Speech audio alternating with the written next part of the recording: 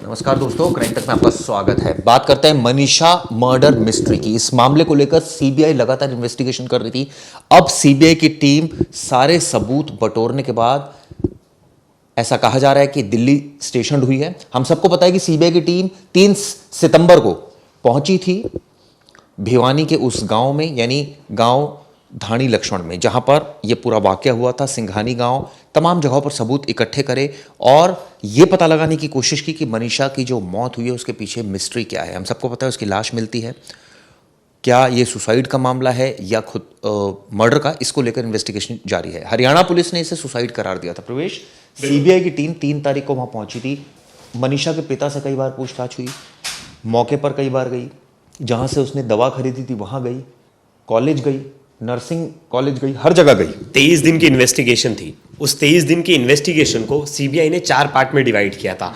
पहले पार्ट में था कि जिस जगह पर वो थी, वो एरिया के आसपास के डायमीटर में जितने भी सीसीटीवी कैमरे थे, जहाँ जहाँ वो नज़र आई, जिन जिन लोगों ने उसे आखिरी बार देखा, उन सब के रिकॉर्ड्स सीबीआई ने मेंटेन किए।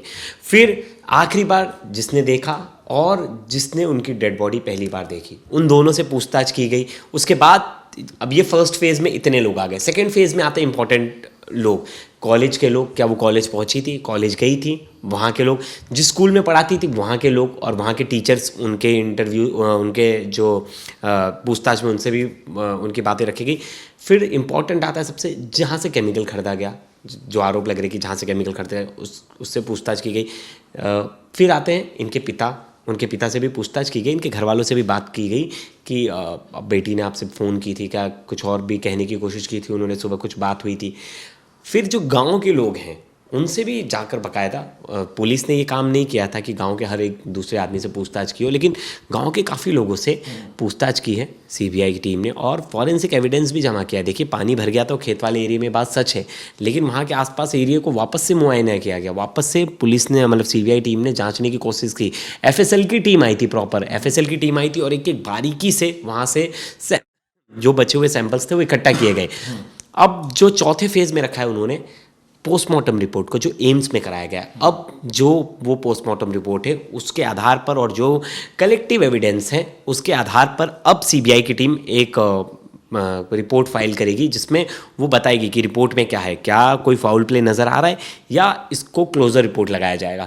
क्योंकि अभी तक ना सीबीआई ने इस बारे में किसी को कोई जानकारी दी है, और ना ही गांव वाले लोग कोई वो कर पा रहे, अज्यूम कर पा रहे कि क्या चल रहा है। क्योंकि सीबीआई जो अपना काम करती है, देखिए सुशांत का केस इतना समय बीत गया, लेकिन अभी तक पता नहीं है कि सीबीआई फाइल क्लोज करने वाली है या सीबीआई को कोई फाउल प्ले लगा। वैसे सीबीआई सुशांत वाला केस है वो क्लोज करने वाली होती है, और बहुत बार ऐसा कोई मामला होता है जो पुलिस ने सही इन्वेस्टिगेट किया होता है, जो सीबीआई को लगता है, तुरंत उसके बारे में सीबीआई भी इन्वेस्टिगेट कर लेती है, तो बताती नहीं तो लोगों का तो अभी गुस्सा है, जब गुस्सा ठंडा हो जाएगा, मामला शांत हो जाएगा, तब बताएंगे कि नहीं, पुलिस ने जो इन्वेस्टिगेशन किया था वो सही इन्वेस्टिगेशन था, और बाद में सेम चीज़ें निकल कर आती हैं। तो इसलिए सीबीआई कोई जल्दबाजी नहीं करती चीज़ें बताने में।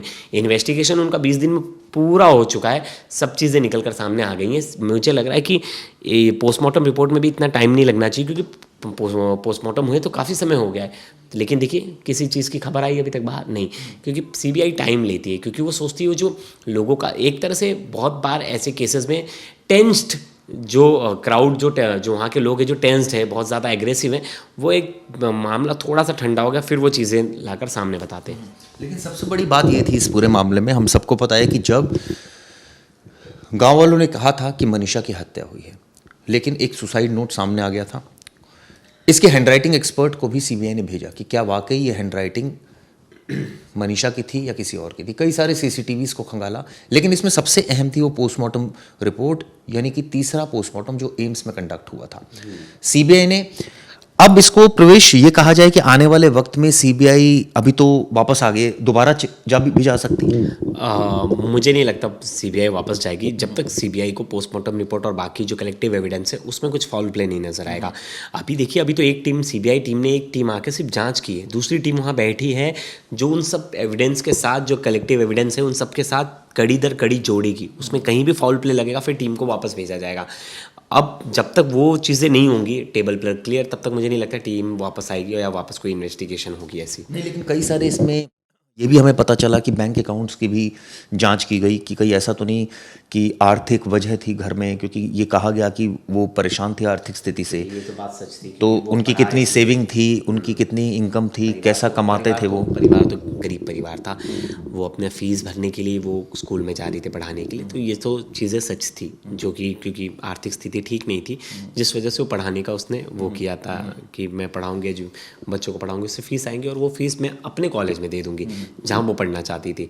और उसी बीच में ये सब चीज़ें हो गई। देखिए पूरा मामला ना चिराग जी सस्पिशियस क्यों बन गया, क्योंकि वो जो पहली फ़ोटो सामने आई ना, वो पहली फ़ोटो देख के लोगों ने जज किया। हमेशा क्या होता है, इन्वेस्टिगेशन से पहले जो चीज़ें दिख रही हैं उसको देखकर हम जज कर लेते हैं। तो जज किया तो उसमें चेहरा ख़राब हुआ था, तो एक अफ़वाह उड़ी, कह लीजिए गांव के लोगों ने बोला कि किसी ने एसिड से चेहरा जला दिया और लड़की के साथ बहुत दुर्व्यवहार हुआ है। इस तरह की अफवाह फैल गई, सोशल मीडिया पे वायरल हो गई।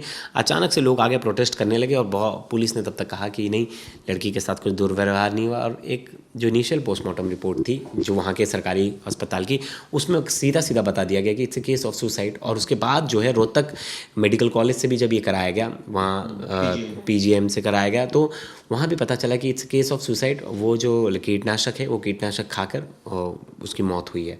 और कहीं भी शरीर पर स्क्रैच वगैरह के मार्क वैसे ही नहीं थे, और बताया जा रहा था जो स्क्रैच मार्क थे वो कुत्तों के थे, कुत्तों के झुंड ने चेहरा ख़राब कर दिया था। लेकिन सवाल था इनका इतना कि 2 दिन हुआ था, इतना बॉडी कैसे ख़राब हो सकता है, अगर चेहरा इतना ज़्यादा ख़राब कैसे हो सकता है, तो वो चीज़ लेकर सस्पेंस बना हुआ था। फिर दूसरी चीज़ थी, आपने एक चीज़ नोटिस किया होगा, इन सब चीज़ों में अफवाहों का दौर चलता रहा। बहुत लोग बोले कि हम पहुँचे तो हमने देखा ये नहीं था, कोई बोला वो हमने देखा तो हमने देखा सुसाइड लेटर नहीं था, कुछ भी नहीं था। इन तमाम अफवाहों के बीच में कहीं ना केस में डीजीपी को खुद सामने आना पड़ा। और इतने देखिए डीजीपी लेवल का ऑफिसर आ रहा है और वो बोल रहा है कि it's a case of suicide, हमारे हिसाब से हमने सीबीआई को सौंप दिया, अब सीबीआई जांच करेगी और सीबीआई दूध का दूध और पानी का पानी करेगी।